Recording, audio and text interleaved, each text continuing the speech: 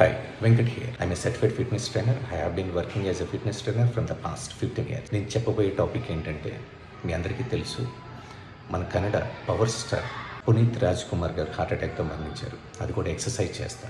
So ఈ topic గురించి మనం మాట్లాడుకోబోతున్నాం. సో ఈ టాపిక్లో చాలామందికి కొన్ని క్వశ్చన్స్ రేజ్ అవుతున్నాయి. సో రిపీటెడ్గా ఎక్సర్సైజ్ చేస్తా ఎందుకు చనిపోతున్నారు, ఎక్సర్సైజ్ చేస్తే చనిపోతారా, ఎక్సర్సైజ్ చేస్తే హార్ట్ బర్స్ట్ అవుతుందా అనేది చాలామందికి ఒక మిస్కన్సెప్షన్ ఉంది. సో దాన్ని నేను మీకు క్లియర్గా ఎక్స్ప్లెయిన్ చేస్తాను. బేసిక్గా మన పునీత్ రాజ్ కుమార్ సార్కి ఓన్లీ ఎక్సర్సైజ్ చేస్తేనే హార్ట్ బర్స్ట్ అయిందని రిపోర్ట్స్లో ఎక్కడ కూడా రాలా ప్రస్తుతానికి. దీనికి చాలా ఫ్యాక్టర్స్ ఉంటాయి. ఒక మనిషి ఎక్సర్సైజ్ చేస్తా హార్ట్ బర్స్ట్ అయిందంటే దానికి సో మెనీ రీజన్స్ ఉంటాయి. ఫస్ట్, ఎక్సర్సైజ్కి ఈ హార్ట్ ప్రాబ్లమ్స్కి సంబంధం, రిలేషన్ ఏమీ లేదు. రిలేషన్ ఎక్కడుందంటే మీ హార్ట్ హెల్త్ ఎలా ఉందనేది మీరు మానిటర్ చేస్తున్నారా లేదా. ఒక మనిషి ఎక్సర్సైజ్ చేసేటప్పుడు ఫస్ట్ ఈ బేసిక్ ప్రిన్సిపల్స్ని ఫాలో అవ్వాలి. ఒక మనిషి ఎక్సర్సైజ్ చేసేటప్పుడు ఫస్ట్ ఈ బేసిక్ ప్రిన్సిపల్స్ని ఫాలో అవ్వాలి. వాళ్ళ ఈసీజీని ఒకసారి చెక్ చేసుకోవడం, వాళ్ళ బ్లడ్ వర్క్ని ఒకసారి చెక్ చేసుకోవడం, వాళ్ళ బీపీని ఒకసారి చెక్ చేసుకొని, సో ఎక్సర్సైజ్ చేసేటప్పుడు కుదిరితే గనక ఆక్సిమీటర్ యూజ్ చేసినా తప్పలేదు. మీకు ఏదైనా డౌట్ ఉందంటే, లేదంటే మీ హార్ట్ రేట్ ట్రాకర్ని మెయింటైన్ చేయడం బెటర్. అంటే ఒక మంచి వాచ్, ఫిట్బిట్ అని ఇలా డిఫరెంట్ వాచెస్ వచ్చేసినాయి కాబట్టి, సో అప్పుడు దానివల్ల ఏమవుతుందంటే మీ హార్ట్ రేట్ ఎంతవరకు మనం తీసుకెళ్తున్నాం, సో ఎప్పుడు ఎక్సర్సైజ్ ఆపాలి. కొంతమందికి ఎక్సర్సైజ్ చేయకముందే హార్ట్ రేట్ ఎక్కువ ఉంటుంది, బికాజ్ ఆఫ్ స్ట్రెస్ లెవెల్స్ అవ్వచ్చు, లేకపోతే రాత్రి నిద్ర సరిగా లేకపోవడం అవ్వచ్చు, లేదంటే క్యాఫీన్ ఇంటేక్ ఎక్కువ అవడం వల్ల అవ్వచ్చు, లేదంటే too much of over thinking అవ్వచ్చు. ఇలా డిఫరెంట్ ఇష్యూస్ ఉంటాయి. లేదా బీపీ ఇష్యూస్ అవ్వచ్చు. ఇలా ఇన్ని రీజన్స్ ఉండడం మూలంగానే హార్ట్ అటాక్స్ వస్తాయి అని బేసిక్గా స్టడీస్లో ప్రూవ్ అయింది. ఎందుకంటే రీసెంట్గా few days back K11 fitness industry co-founder గారు కపాడియా గారు కూడా సేమ్ ఇలాగే హార్ట్ అటాక్ వచ్చింది ఎప్పుడు ఎక్సర్సైజ్ చేస్తా. అదొక చాలా big loss for fitness industry.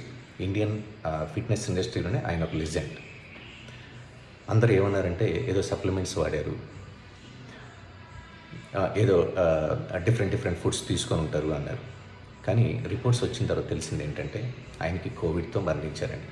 అలాగే మన పునీత్ రాజ్ కుమార్ గారికి ఏమైంది అనేది అంటిల్ అండ్ అన్లెస్ రిపోర్ట్స్ వచ్చే వరకు మనకు తెలియదు.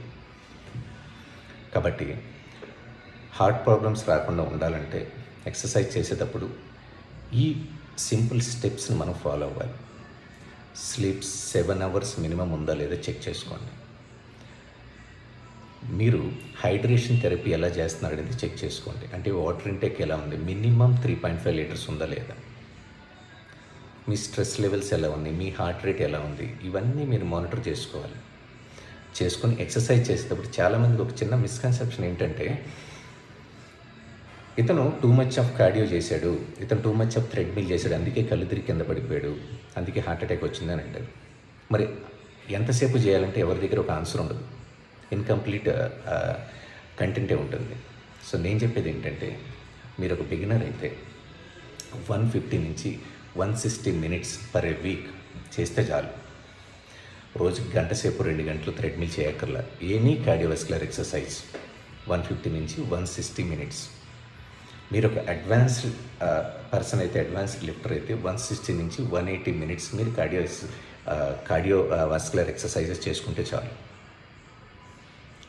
ఇంకొంతమంది వెయిట్ లాస్ బాగా అవ్వాలి, ఫ్యాట్ లాస్ బాగా అవ్వాలని high intensity exercises, hit training అనేది బాగా చేస్తూ ఉంటారు. అది ఒక 1 hour 1.5 hour చేస్తానని చెప్తారు. అది కరెక్ట్ కాదు. దానికి కూడా ఒక లాజిక్ ఉంది. బేసిక్గా హిట్ వర్కౌట్స్ ఎంతసేపు చేయాలనేది స్టడీస్లో కనుక చూస్తుంటే, ఒక బిగినర్ అయితే 2 to 3 minutes చేస్తే చాలు. ఒక అడ్వాన్స్డ్ లిఫ్టర్ అయితే మ్యాక్సిమం 12 to 13 minutes. ఈ 12 to 13 minutesలో వాళ్ళ హార్ట్ రేట్ వచ్చి 80 to 85% ఆఫ్ హిస్ హార్ట్ రేట్ని మెయింటైన్ చేయగలిగితే హార్ట్ ప్రాబ్లమ్స్ ఏమి రావు.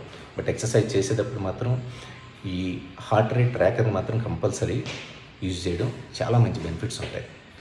అలాగే ఇంకో స్టడీస్ ఏం చెప్తున్నాయి అంటే, కొంతమంది ఎక్సర్సైజ్ స్ప్రింట్స్ ఎక్కువ చేస్తుంటారు, ఎజిలిటీ ఎక్సర్సైజెస్ ఎక్కువ చేస్తారు. సో స్ప్రింట్ ఎక్సర్సైజెస్ అని, అథ్లెటిక్ డ్రిల్స్ అని డిఫరెంట్ ఎక్సర్సైజెస్ చేస్తూ ఉంటారు. వీళ్ళ హార్ట్ రేట్ అనేది ఎంతవరకు ఉండాలి అనేది వాళ్ళకి ఒక డౌట్. సో వాళ్ళు కూడా 80-85% హార్ట్ రేట్ ఉండాలి అంతే. ఆ మ్యాక్సిమం హార్ట్ రేట్ కానీ ఎంతసేపు ఉండాలంటే 2 to 3 minutes ఉంటే చాలు. అది కూడా బిగినర్స్ చేసే ఎక్సర్సైజెస్ కాదు. హిట్ వర్కౌట్స్ కూడా బిగినర్స్ చేసే ఎక్సర్సైజెస్ కాదు. అది మీరు తెలుసుకోవాలి. ఏ ఎక్సర్సైజెస్ చేయాలి, ఎంతసేపు చేయాలి, ఎందుకు చేయాలి, దాని పర్పస్ ఏంటో మీకు తెలిస్తేనే ఆ ఎక్సర్సైజ్ని మీరు అటెంప్ట్ చేయాలి. అంతే తప్పితే తెలియకుండా అటెంప్ట్ చేయొద్దు. వాళ్ళు ఎవరో పక్కన వాళ్ళు చేశారని చెప్పి మనం కూడా హిట్ వర్కౌట్ చేద్దాం, మా ఫ్రెండ్ ఎవడో 10 kgs తగ్గాడని చెప్పి మనం కూడా అదే వర్కౌట్ చేద్దాం అనేది లేదు. మీ బాడీకి ఎలాంటి ఎక్సర్సైజెస్ సూట్ అవుద్ది, మీ బాడీ కండిషన్ ఏంటి, మీ స్ట్రెంగ్త్ ఏంటి, మీ స్టామినా ఏంటి, దీన్ని బట్టి బేస్డ్ ఆన్ దట్ స్లోగా గ్రాడ్యువల్గా మీ VO2 మ్యాక్స్ని పెంచుకుంటే, మ్యాక్సిమం ఆక్సిజన్ కన్జంప్షన్ని మీరు పెంచుకోగలిగితే, లంగ్ కెపాసిటీని పెంచుకోగలిగితే ఎటువంటి ఇష్యూస్ రావు. అలాగే ఎలాంటి ఎక్కువ ఏదో డిఫరెంట్ ఫుడ్స్ తిని హార్ట్ ప్రాబ్లమ్స్ వస్తాయి అంటారు. డిఫరెంట్ ఫుడ్స్ తినడం కాదు, మీరు తినే ఫుడ్ ప్రాపర్ టైమింగ్ అనేది మీకు తెలియాలంతే. ఒక ఫుల్ ప్లేట్ బిర్యానీ తిని ఎక్సర్సైజ్ చేస్తే బ్రీతింగ్ ఇష్యూసే వస్తాయి, బేసిక్గా హార్ట్ పాల్పిటేషన్సే వచ్చే ఛాన్సెస్ ఉన్నాయి. కాబట్టి ఏ ఫుడ్ ఎప్పుడు తినాలనేది తెలిస్తే చాలు.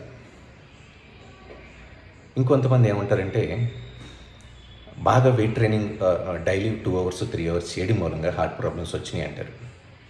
వీళ్ళకి నేను చెప్పే ఆన్సర్ ఏంటంటే అసలు వెయిట్ ట్రైనింగ్ ఎన్ని సెట్స్ చేయాలనేది మీకు తెలియాలి. మీరు ఒక బిగినర్ అయితే 6 to 8 sets, each muscle 6 to 8 sets per week చేస్తే చాలు. అది తక్కువ అని అనుకుంటారు. So more than 6 to 8 sets చాలు.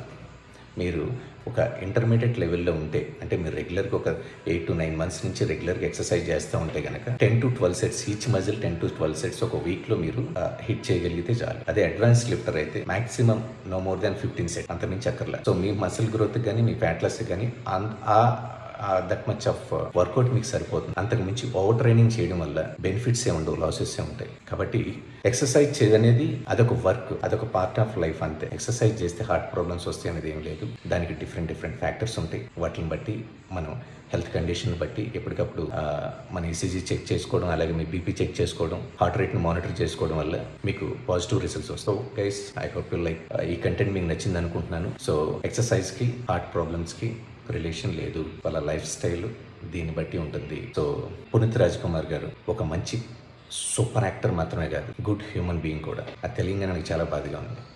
So guys, see you.